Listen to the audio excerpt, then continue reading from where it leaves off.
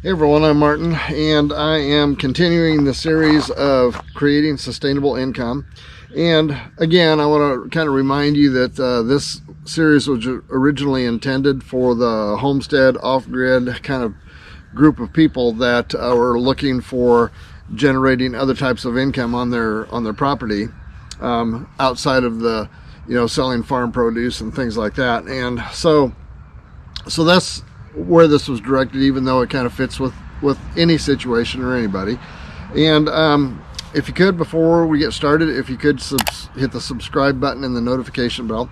And I'm not trying to sell you anything, so don't worry about that. And so today I want to talk about something that I've done in the past that has always helped to add a little bit of extra income when we needed it. And it's not something that I've done a lot of, and it really doesn't fit the passive income kind of paradigm. It does fit one of a multiple source of income type of an idea, but it has to do with if you have the ability, if you have the knowledge or ability to teach something, or you have the skills in something that other people would want to have. It's something that you can do. And if you're not real good at presenting or uncomfortable in front of people, you might have to learn that as a skill. But so what this is all about is just simply teaching seminars or teaching skills on subjects that you know something about that other people are interested in.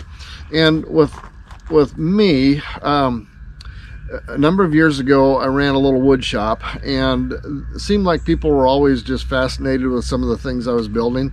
So I decided to run a couple of wood shop seminars, basics of woodworking. And with that, I usually ended up doing like a 4-day series on it.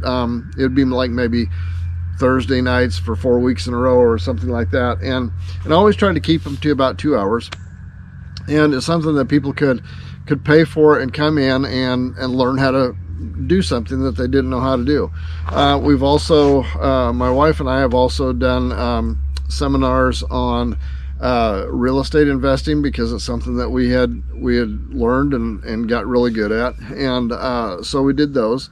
Those were typically either one evening of a couple hours, or we would do them in a series, or sometimes we'd do them all day Saturday and then maybe a follow-up a month later as an all-day Saturday to do just simply follow-up things to that.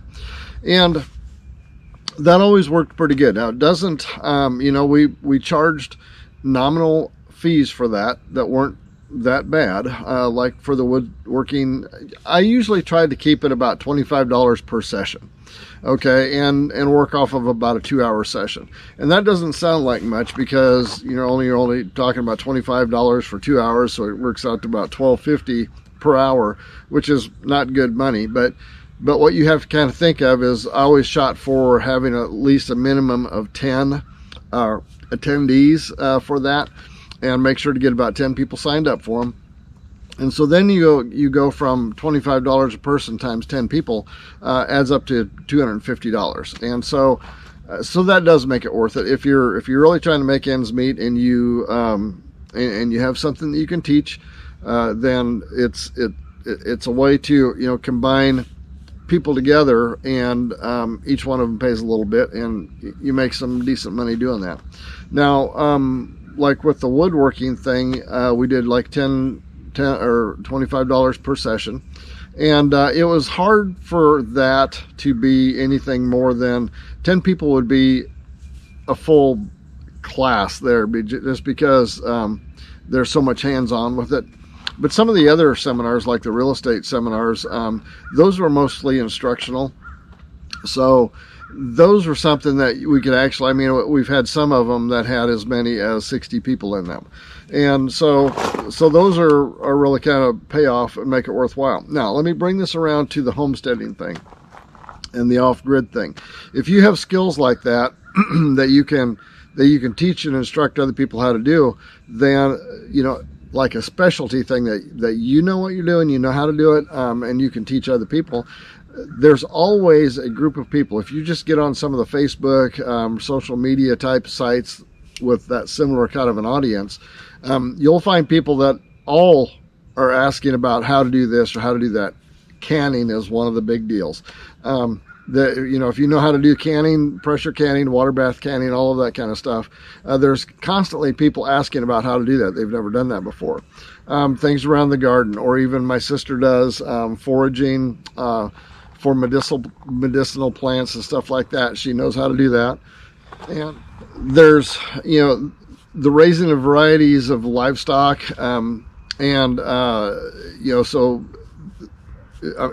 even chickens are just something that people ask a lot about. So if you know how to do that, know anything about all of that, you can actually set up and do those kind of things. You can market that knowledge to groups of people, entire groups of people that can come out. Now, if you don't like people coming out onto your place, then it may, not be something for you. And if you check back one of my other videos, I'll put a link of it up here, where we were talking about the online experiences through Airbnb, where they just take that kind of stuff and make it as an online experience, or even the live experiences that they have on there would really fit those knowledge bases. We've got some friends that are beekeepers, and I've been fascinated with it. I doubt if I'll ever get into that, but it does fascinate me.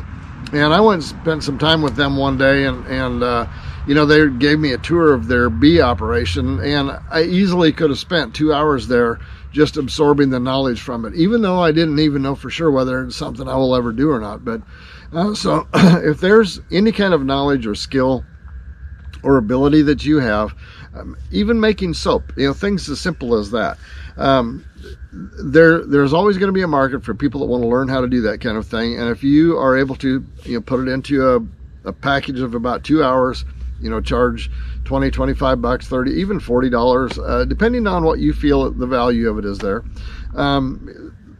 There's a good steady source of income that you can do with that. And I also did a video on the royalty-based income.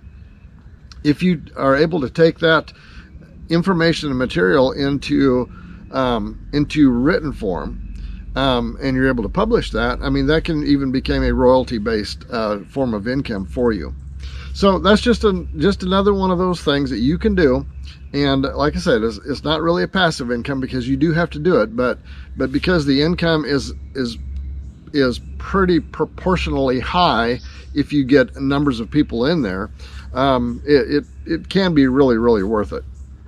So anyway, consider that one. We're going to probably end up doing about one more video in this series. I don't know that I'll stop the series, but I'll maybe suspend it a little bit. We'll come back in and do them occasionally, but we'll be doing one more video, and then if you have any comments or questions or anything that you'd like to ask about any of the series, go ahead and put them in the comments below, and I'll address them. And I hope this had some value to you. I hope it, sparked lit your light bulb a little bit on another source of income potential.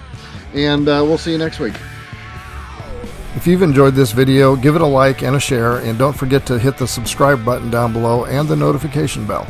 See you next time.